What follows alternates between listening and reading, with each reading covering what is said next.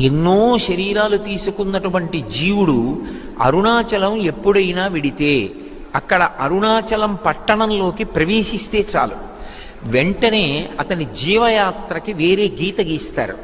అరుణాచలము వెళ్ళక ముందు, అరుణాచలము వెళ్ళిన తరువాత అని. అంటే అరుణాచలానికి ఎంత వైభవం ఉందో, ఆ క్షేత్రం ఎంత గొప్పదో మనం అర్థం చేసుకోవచ్చు. అక్కడ ఉన్నటువంటి లింగం అగ్నిలింగం. నేను మీతో మనవి చేశాను, పరమశివుడు అష్టమూర్తి తత్వంతో ఉంటాడు.